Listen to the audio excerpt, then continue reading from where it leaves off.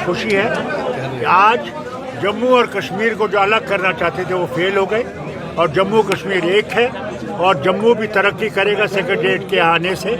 और मैं उम्मीद करता हूँ कि जम्मू को सबसे ज़्यादा फायदा इससे होगा। जो चैम्बर ने जबरदस्त स्वागत किया, लोगों ने मैं कहता हूँ मैं चैम्बर का और हर शख्स का, जम्मू के हर शख्स का मुबारक करता हूँ और जो उन्हें इसको वेलकम किया उसके लिए उनका शुक्रिया करता हूँ। क्या लगता है आपको कि क्या ये जो दरबार मूव शुरू हुआ उससे ये दरबार मूव जो था आएंगे? ये महाराज साहब ने बहुत बड़ी अक्ल की थी उस वक्त। उससे क्या था कि जम्मू और कश्मीर के लोग मिलके इकट्ठे अपने आप को एक समझते थे।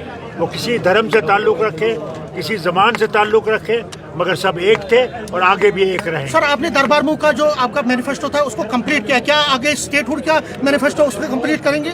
इंशाल्लाह वो भी कंप्लीट होगा और बहुत जल्दी कंप्लीट। तो प्राइम मिनिस्टर से क्या अपील है आपकी इस मौके पर? मैं प्राइम मिनिस्टर यही कहूँगा कि जम्मू कश्मीर पे मेहरबानी की नज़र रखें और जो यहाँ पे तूफान आया था जम्मू में उसके लिए ज़्यादा से ज़्यादा मदद करें कि यहाँ के लोगों की मुश्किलें दूर हो। स्टेटहुड के लिए क्या अपील रहेगी आपकी?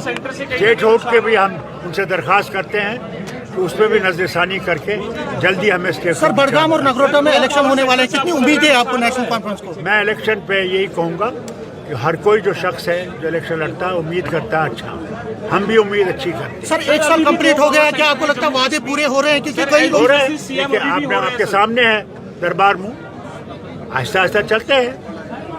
4 साल और हैं, उसमें और भी पूरे हो जाएंगे। क्योंकि लोग जो है, जो अपोजिशन है वो कहीं ना कहीं सवाल उठा रही है, अपोजिशन सवाल उठा रही है। आप बोल रहे हैं, क्या बोल रहे हैं? जी, सवाल उठा रही है अपोजिशन।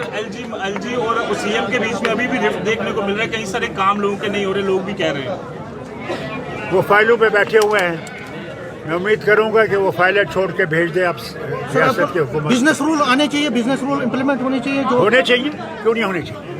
लोगों की हुकूमत है, लोगों ने इसको वोट दिया है, होना चाहिए वो इम्प्लीमेंट। सर, बीजेपी कह रही है कि 36 से 38 डिपार्टमेंट आपके पास है, मतलब गवर्नमेंट के पास है, लेकिन काम न करने का बहाना ढूंढ रहे हैं। मैं आप सुनो, अब बीजेपी को मैं जवाब नहीं देना चाहता सर, उनको अपनी अक्ल करनी चाहिए, उनको भी ये सुनना चाहिए कि ये रियासत में वो इलेक्शन लड़के आए हैं, उनको भी लोगों का सोचना चाहिए, पॉलिटिक्स छोड़ देनी चाहिए, लोगों की मदद करनी। इस रियासत को ऊपर उठाना है, बड़ी तबाहियों से निकला है, अभी जंग हुई है, जंग की तबाहियों से भी अभी हमने निकल रहे हैं, इसलिए इनको इकट्ठे चल के इस रियासत को बनाने की कोशिश करनी चाहिए, फर्क नहीं करना चाहिए। राहुल साहब कह रहे हैं कि आप भूल गए 370 को, 370 को भूल गए। He is sitting on the files. How many times I'll tell him? I told him one day that you have demoted the Institute of Medical Science in Srinagar. He said, no, it has got its autonomy.